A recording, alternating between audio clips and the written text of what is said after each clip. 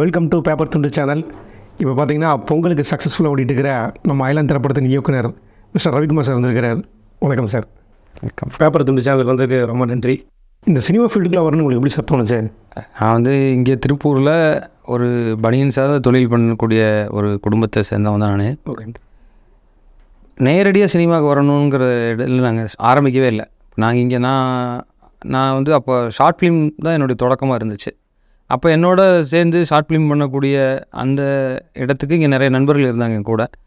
இங்கே ஆரம்ப காலத்தில் அவங்கெல்லாம் சேம் டைம் ஒரே மாதிரி அவங்களும் ஷார்ட் ஃபிலிம் எடுக்கிற ஒரு இன்ட்ரெஸ்ட் இருந்த டைம் பீரியட் அது. இதெல்லாமே 2004 அந்த டைமில் ஏன்னா எங்களால் ஷார்ட் ஃபிலிம் தான் எடுக்க முடியும், அதுதான் எங்களுக்கு சாத்தியம். அதை நம்ம கரெக்டாக பண்ணாலே பெரிய விஷயங்கிற மாதிரி இருந்துச்சு. ஏன்னா அதுக்கே எங்கிட்ட கேமரா கிடையாது, இருக்கிற ஹேண்டி கேமரா வச்சுட்டு எடுத்தது அதுதான் தொடக்கம். அதுக்கு முன்னாடி இங்கே திருப்பூர் நிறைய இந்த இலக்கிய நிகழ்ச்சிகள், இலக்கிய அமர்வுகள் இதெல்லாம் நடக்கும்போது அங்கெல்லாம் போவோம். படங்கள் அங்கே ஃபிலிம் உலக படங்கள்லாம் போடுவாங்க. நிறையா போட்டிக்கு வந்த குறும்படங்கள்லாம் பார்ப்போம். அதெல்லாம் தான் ஆரம்ப கட்டத்தில் இருந்த ஒரு இது. ப்ளஸ் நிறைய பேர் சப்போர்ட் பண்ணது தான். நம்ம எடுக்கிற ஷார்ட் ஃபிலிமை யாருமே இது பண்ணலை. எல்லாமே நல்லா இருக்குது, நல்லா பண்ணுறீங்கன்னு சொல்லி அவங்க கொடுத்த ஊக்கம்தான் அடுத்தடுத்து என்னால் நிறைய ஷார்ட் ஃபிலிம் பண்ண முடிஞ்சுது. அது மட்டும் சாத்தியமாக இருந்து ஷார்ட் ஃபிலிமுக்கு அப்புறம் நாளையினர் மூலமாக அதுக்கு ஒரு ஷார்ட் ஃபிலிம் அனுப்பி சேம் அதே ஃபார்ம்லேயே ஷார்ட் ஃபிலிமையே நாங்கள் ஒரு கலைஞர் டிவியில் நடந்த அந்த நாளைக்கு நிகழ்ச்சிக்கு அனுப்பி அங்கே செலக்ட் ஆகி அந்த நிகழ்ச்சி மூலமாக தான் சினிமாவுக்குள்ளே நுழையிறதுக்கும் சினிமா எடுக்கிறதுக்கான அது சினிமாவே நமக்கு யாரும் சம்மந்தம் இல்லை, அந்த மாதிரி நம்ம குடும்ப பின்னணியே கிடையாது. அது இந்த குறும்படம் தான் நமக்கு எல்லா இடங்களையும் கொண்டு போய் சேர்த்துச்சு. உங்களுக்கு யார் மோட்டிவேட் பண்ணது? இல்லை மோட்டிவேட்டுன்னு இல்லை, நான் இங்கே பிறந்து வளர்ந்து திருப்பூர்லேயே இருந்து நான் பார்க்குறேன். இந்த சூழலிருந்து நம்ம ஏதாவது பண்ணணும், புதுசாக ஏதாவது பண்ணணும் அப்படிங்கிற ஒரு எண்ணம் இருந்துச்சு. ஆனால் அது செய்கிறதுக்கான சரியான வடிவம் தான் இல்லாமல் இருந்துச்சு. நமக்கு அந்தளவுக்கு பெரிய சப்போர்ட் இல்லாத இதில் அப்படியே முயற்சி பண்ணி வந்தது கூட இருந்தவங்க மோட்டிவேட்டுங்கிற விட சப்போர்ட்டு தான் அதிகம். இதில் நீங்கள் யார் உங்களுக்கு சப்போர்ட் பண்ணதுன்னு கேட்டிங்கன்னா நிறைய பேர் இருக்காங்க சப்போர்ட் பண்ணவங்க. அதாவது எனக்கு அப்போ குறும்படம் எடுக்கும்போது எனக்கு அதுக்கு பணம் கொடுத்து சப்போர்ட் பண்ணவங்க நிறைய பேர் இருக்காங்க. மனதளவில் பயங்கரமாக சப்போர்ட் பண்ணி நல்லா வருவீங்கன்னு சொன்னவங்க இருக்காங்க. அந்த வகையில் திருப்பூரில் பார்த்திங்கன்னா தமிழ்நாடு முற்போக்கு எழுத்தாளர் சங்க கலைஞர் தோழர்கள்லாம் ஹெல்ப் பண்ணாங்க. அப்புறம் குறும்படங்கள் பார்க்கறதுக்கான வாய்ப்பு அதெல்லாம் உருவாக்கி கொடுத்ததுன்னு பார்த்திங்கன்னா இந்த பதியம் இலக்கிய அமைப்பு பாரதிவாசன் சார் ஆகட்டும், கனவு இலக்கிய அமைப்பு சுப்பிரபாரதிமன் சார், இவங்க எல்லாருமே அவங்களாம் தான் கொஞ்சம் திருப்பூர் மாதிரியான ஒரு நகரத்தில் நெருக்கடியான இந்த வேலைக்கு நடுவில் தொடர்ச்சியாக ஒரு ஞாயிற்றுக்கிழமை ஒரு மாலை நேரத்தில் இந்த மாதிரியான இலக்கியம் ஒரு நாவல்கள் படிக்கிறது, புத்தகங்கள் படித்து அதை பற்றின விமர்சனங்கள் அது எதாவது நம்ம ரெகுலராக இல்லாமல் அங்கே போகும்போது நம்ம நினைக்கிறத ஏதோ ஒன்று செய்ய முடியறதுக்கான ஒரு இடமா இருந்தது. அது அவங்க போக மூலமாக தான் எனக்கு நிறைய நண்பர்கள் தானாங்க. லைப்ரரிக்கு போகிறது, புத்தகங்கள் எடுத்து படிக்கிறதுன்னு இன்னொரு வெளி அங்கே தான் திறந்துச்சுன்னு சொல்லுவேன். ஐலாண்ட் படத்து மூலிமா உங்களுக்கு கிடச்ச மிகப்பெரிய அனுபவத்தை பற்றி கொஞ்சம் சொல்லுங்கள்.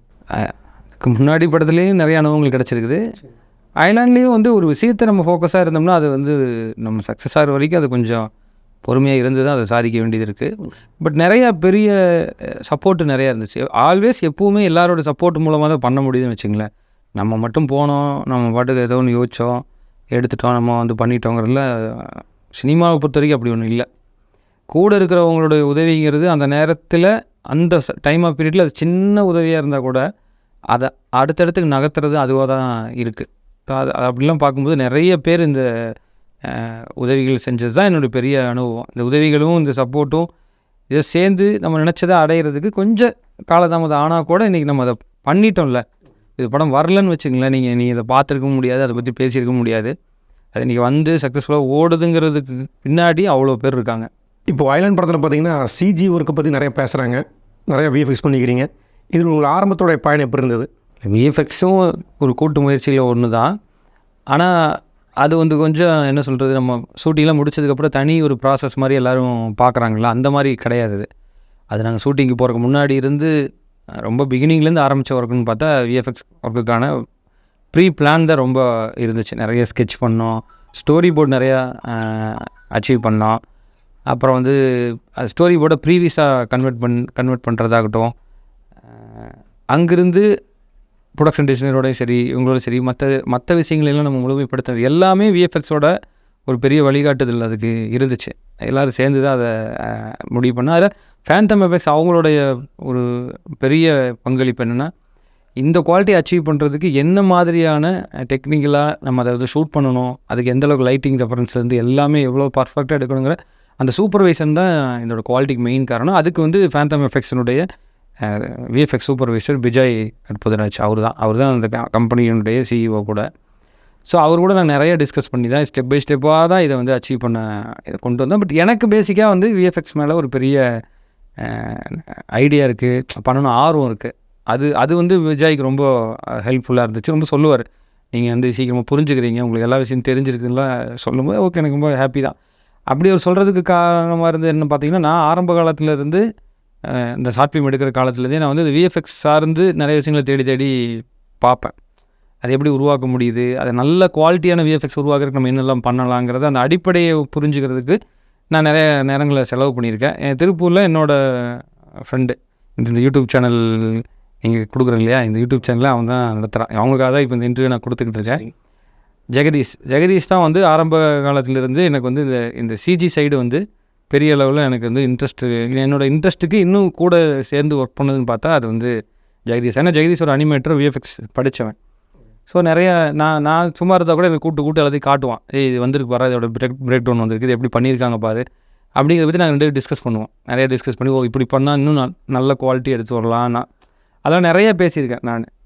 அதெல்லாம் என்னுடைய நாளைக்கு ஷார்ட் ஃபிலிம்லேயே என்னால் ஜெகதீஷ் வந்து என் கூட நாளைக்கு ஷார்ட் ஃபிலிமே ஒர்க் பண்ண அப்படி நல்ல பேர் அதுலேயும் கிடச்சிது ஜெகதீஷ்க்கு. அப்படி எல்லோரும் ஒரு வகையில் நான் சொல்கிற மாதிரி எல்லோரும் நம்மளை ஒரு வகையில் சப்போர்ட் பண்ணி நமக்கு பெரிய அளவு நம்ம அடுத்தடுத்து நகர்த்துனதில் பங்குன்னு பார்த்தா இந்த விஎஃப்எக்ஸ் சைடு ஜெகதீஷோடைய பெரிய ஒரு இது இருக்குது. ஆரம்ப காலத்தில் எனக்கு பெரிய அது மேலே பெரிய இன்ட்ரெஸ்ட் எனக்கு இன்னும் கூட வந்து ஒரு நல்ல சப்போர்ட்டாக இருந்தது ஜெகதீஷ் தான். அதனால எனக்கு நிறைய அடிப்படையாக புரிஞ்சுக்கிட்டே வர்றதுனால இப்போ நம்ம இந்த பெரிய ஸ்கேலில் நம்ம கையாளும் போது எங்கேயுமே வந்து நம்ம டெக்னிக்கலாக லேக் ஆகாமல் குவாலிட்டியாக கொண்டு வரதுக்கு பெரிய அளவில் ஹெல்ப்ஃபுல்லாக இருந்துச்சு. இன்டர்நெட்னாலே பார்த்தீங்கன்னாக்கா டைமிங் மிஷின் வச்சு எடுத்துருக்கிறீங்க. அப்படியே பார்த்தீங்கன்னா ஐலாண்டில் வந்து பார்த்தீங்கன்னா ஏலியன் வச்சு எடுத்துருக்கிறீங்க. இந்த 2க்குள்ள வித்தியாசத்தை பற்றி உங்களுடைய அனுபவத்தை மட்டும் சொல்லுங்கள் சார்.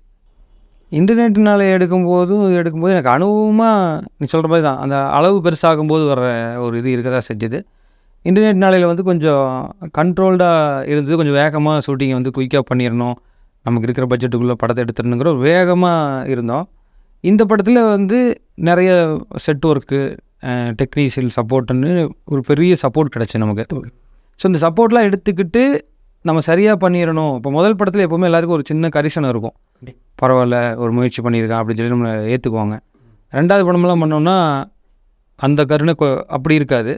என்ன பண்ணுறான்னு பார்க்கலாம் 2வது படத்தில் அப்படிங்கிற ஒரு எதிர்பார்ப்பு வேறு 2வது படத்தில் க்ரியேட் ஆகிடும். அதுவும் நம்ம முன்னணியாக இருக்கக்கூடிய சிவகார்த்திகேயன் அவரை நம்ம வச்சு படம் எடுக்கிறோம், டெக்னீஷியன்ஸ் எல்லாருமே பெரிய ஆட்கள். அப்போ இயல்பாகவே ஒரு எதிர்பார்ப்பு வந்து அதிகமாகிடும்.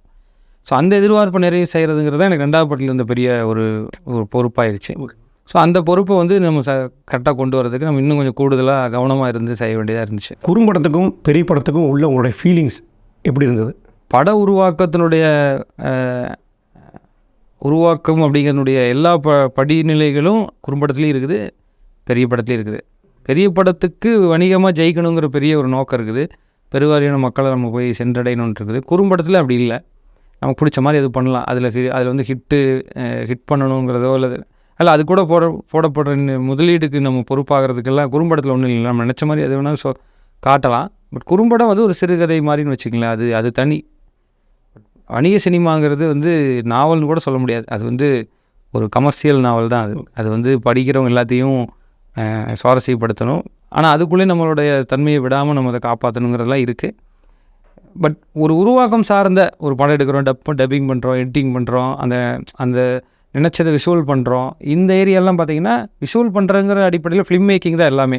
அது குறும்படமும் ஒரு ஃபிலிம் மேக்கிங் தான், டாக்குமெண்ட்ரியும் ஒரு ஃபிலிம் மேக்கிங் தான். எல்லாமே வந்து நம்ம க்ரியேட்டிவ் பார்ட்டு தான் இருக்கிறதுனால எனக்கு பொறுத்த வரைக்கும் அப்படி இல்லை.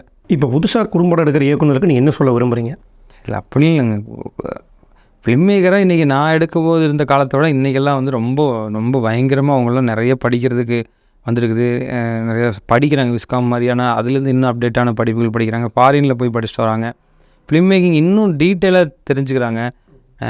ஹியூமன் எமோஷன்ஸை பற்றி நிறையா படிக்கிறாங்க. அதனால் இன்றைக்கி நான் வந்து அப்கமிங் யங்ஸ்டர்ஸுக்கு நான் ஒன்று சொல்லி தான் அவங்க பண்ணணும்லாம் இல்லை. நானே வந்து அப்கமிங் ஆட்கள்கிட்ட வந்து லேர்ன் பண்ண தான் பார்க்குறேன். நம்ம இன்னும் வந்து மக்கள் நம்ம காலகட்டங்கள் மாற மாற ரசனைகள் மாற மாற நம்ம அப்டேட் ஆகிட்டே இருக்க வேண்டியது இருக்குது. அதனால் நான் எதுவும் சொல்கிறதுக்குலாம் ஒன்றும் இல்லை. நானே வந்து ஒரு லேர்னிங் ப்ராசஸில் தான் இருக்கேன். சார், இப்போது குறும்படம் எடுத்து நிறைய பேர் சக்ஸஸ் பண்ணிக்கிறாங்க. அவங்க இப்போ பெரிய படம் எடுக்குன்னு சொல்லியிருக்கிறாங்க. அவங்களுக்கு ஒரு சின்ன ஒரு டிப்ஸு சொன்னீங்கன்னா ஸ்டோரிமாக இருக்கும். சரி, அதான் சொன்னேன். இது நம்ம வந்து சொல்லித்தரதுக்குலாம் ஒன்றும் இல்லை. எல்லாருக்கும் அந்த ஒர்க்கு தெரியுது. எப்படி பண்ணால் ஸ்டெப் பை ஸ்டெப்பாக அந்த ஒர்க்கை அச்சீவ் பண்ண முடியுங்கிற அந்த வழி தான். அதுக்கு மேலே என்னென்னா, நான் எதிர்பார்க்குறது பர்சனலாக வந்து ஒரு கொஞ்சம் நேர்மையாகவும் வெளிப்படையாகவும் எல்லாரோடையும் வந்து இணைஞ்சு வேலை செய்கிற தன்மை வந்து கொஞ்சம் நம்ம வளர்த்திக்கணும். இங்கே வந்து நம்ம டக்குன்னு முடிவு எடுக்கிறதோ, நம்ம நினச்சி செய்ய முடியலன்னு போகிறதுனாலையோ, அல்லது கூட இருக்கவங்ககிட்ட நம்ம வந்து இணக்கமாக செயல்பட முடியாமல் போகிறதோ தான் நமக்கு ஒரு பெரிய இதுவாக வருமே தவிர, நம்ம எப்போவுமே எல்லாரும் கூடயும் சேர்ந்து நிறைய விஷயங்களை கன்வே பண்ணி நமக்கு என்ன வேணுங்கிறத சொல்லி அவங்ககிட்டேருந்து வர்றதுலேருந்து நம்ம இன்னும் வந்து அவங்ககிட்ட எப்படி அந்த ஸ்டெப்பு தான் நம்ம தெரிஞ்சுக்கணும். இன்னும் நம்ம அதிகமாக இணக்கமாக செயல்படணும். எப்படி இப்போ இருக்கிற ஆடியன்ஸோட பல்ஸை புரிஞ்சு நீங்கள் படம் எடுக்கிறீங்க? அது தெரிலங்க. அது இப்படிலாம் பல்ஸை புரிஞ்சுட்டுலாம் எடுத்தோமா நமக்கு தெரியல. நமக்கு ஒன்று தெரியுது, இது நல்லாயிருக்கும். நம்ம இந்த கணிப்பு தான் அது.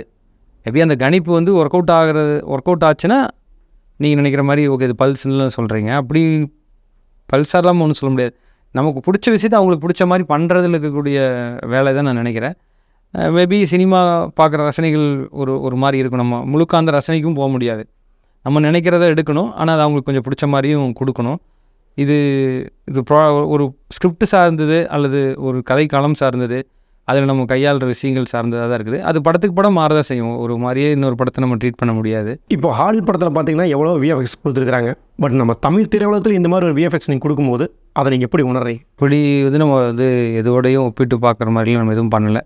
நம்ம பண்ணும்போது நமக்கு இருந்த அளவில் ஒரு நமக்கு இருந்த ஒரு பட்ஜெட்லேயோ நமக்கு இருந்தக்கூடிய சோர்ஸு எவ்வளோ இருக்குங்கிறதுக்குள்ளே தான் இந்த படத்தை எடுக்க முடியும். அதுக்கு மேலே நம்ம செய்ய முடியாது.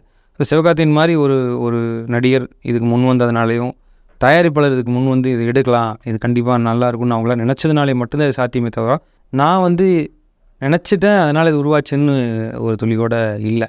முழுக்க இவங்க எல்லாருக்கும் இதே மாதிரி ஒரு படம் உருவாக்கணும்னு இருந்த அதீத ஒரு ஆர்வம் தான் இந்த படத்துக்கு இவ்வளோ தூரம் மெனக்கட்டு இதுக்கான செலவு பண்ணி இன்றைக்கி இவ்வளோ தூரம் இதை வந்து வெளியே கொண்டு வந்திருக்க முடியுது. அது அந்த வகையில் இது ஒரு கூட்டு முயற்சியாக தான் நான் பார்க்குறேன். அப்புறம் இன்னொன்று எதோட ஒப்பிட்டு அது மாதிரி நம்ம பண்ணிட்டோம், இது மாதிரி பண்ணிட்டோம், அந்த மாதிரி படம்லாம் இல்லை. படம் உருவாக்கத்தும் போது அதெல்லாம் நம்ம எப்படி பண்ணியிருக்க முடியும்?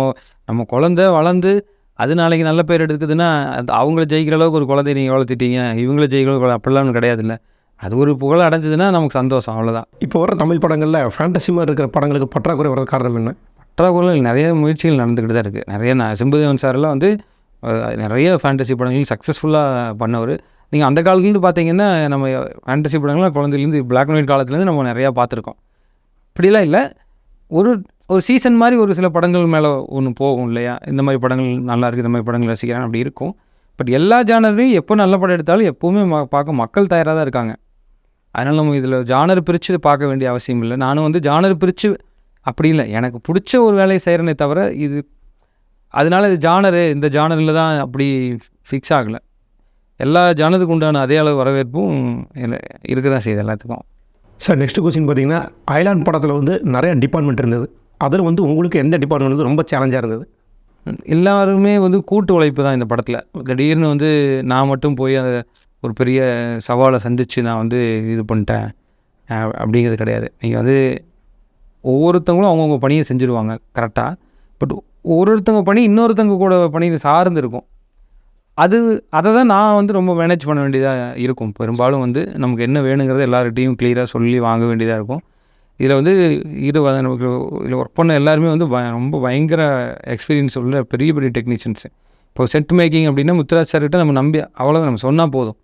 அவர் பயங்கரமான பெரிய பெரிய செட்டுகள் வந்து உருவாக்கி இருக்கக்கூடியவர், பல விருதுகள் வாங்கியிருக்கக்கூடியவர். ஸோ நம்ம அவர்கிட்ட வந்து எனக்கு என்ன வேணுங்கிறத வந்து கரெக்டாக சொல்லி வாங்குறதுல பார்த்தோட பண்ணித்தரதில் அவர் வந்து சூப்பராக அவர் வந்து பயங்கர பிளானடாக பண்ணிடுவார். நீரவ் சார்னு உங்களுக்கு சொல்ல வேண்டியதில்லை.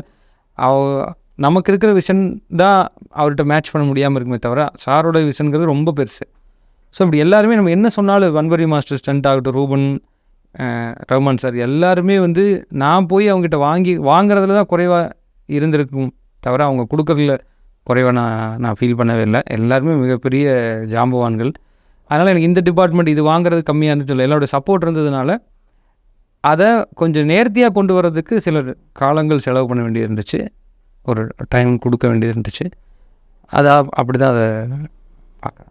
சார் இவ்வளோ நேரம் நாங்கள் கேட்ட கொஸ்டினுக்கு நல்லா ஆன்சர் பண்ணீங்க. பேப்பர் துண்டு சேனலுக்கு வந்து ரொம்ப நன்றிங்க சார். இது மாதிரியே வந்து இன்னும் வந்து நல்ல நல்ல படங்கள் நீங்கள் கொடுக்கணும் அப்படிங்கிறத நாங்கள் கேட்டுக்கிறோம். தேங்க்யூ. இந்த திருப்பூர்லேருந்து நிறைய இளைஞர்கள் முயற்சி செஞ்சிட்ருக்காங்க. இது மாதிரி எல்லோரும் ஒரு ஊக்கப்படுத்துகிறவங்க மூலமாக தான் அடுத்த இடத்துக்கு போகிறாங்க. அப்படி என்ன ஊக்கப்படுத்துகிற ஒரு ஜெகதீஷ் அவன் வந்து ஒரு யூடியூப் சேனல் ஆரம்பிச்சிருக்கேன்னு சொல்லும்போது எனக்கு ரொம்ப சந்தோஷம் தான். ஜெகதீஷ் விஎஃப்எக்ஸ் சைடு நிறைய வேலைகளை பண்ணிகிட்ருக்கான்.